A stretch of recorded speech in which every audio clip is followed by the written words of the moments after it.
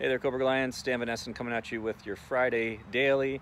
And I want to sort of pick up where we left off last Friday, which was a long time ago. It feels like it was a year ago, doesn't it? Where I showed that plant that I had killed.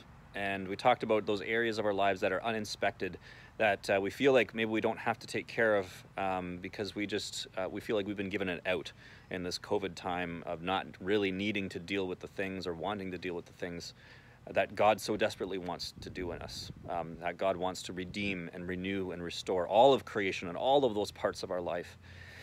And we sometimes just feel like that's optional. But anyways, so that's where we left off. And I wanted to give us a tool or a lens in order to see some of those areas that are uninspected and to help us inspect those areas so that we can move forward in speaking the good news into ourselves. So the question is this. What do I believe that I need that I don't really need in order to be okay?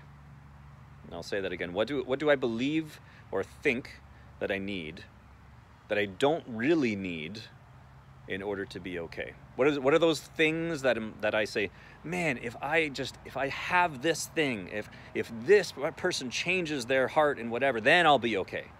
If my job changes, if my financial situation changes, if my church changes, I'll be okay. But are those things really the things that we need, that we truly actually need? And so, for example, as Janik and I and our family, as we prepare to go back to Mexico, one of the things I find my brain goes to is, if only we knew, what exactly life and ministry will look like. What will our kids' schooling look like? What will our vehicle situation look like? And, we should have the same vehicle. Hopefully that all works out.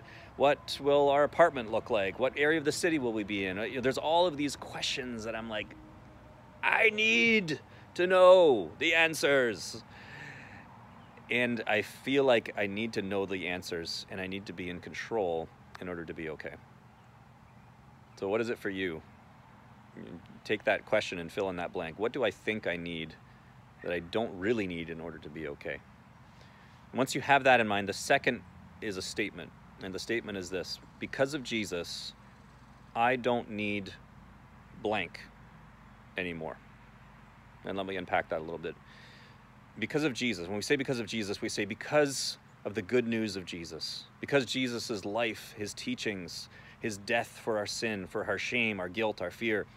Because of his resurrection to conquer death and shame and guilt and fear. Because of his imminent return. Because of these things, because of Jesus. Because of this good news that we can be in a right relationship with God. Because of Jesus. So because of Jesus, I don't need to blank anymore, whatever that is. And so for me, how I apply that to my own life and situation is I say, because of Jesus, I don't need to have all the answers. Because he holds the answers. He holds my future in his hands. Because of Jesus, I don't need to be in control of every single thing in my life. Because of Jesus, I have an advocate. I have a right relationship with the Father, and he holds all the details. And I don't have to worry. Because of Jesus, I don't have to fear what happens next once we go back into Mexico, into a COVID hotspot. Because I know that in life, in death, Jesus is king. And it doesn't matter. So anyways, this is 4 minutes long. Thank you for bearing with me to the end. Those two questions again are, what do I believe that I need that I don't really need in order to be okay?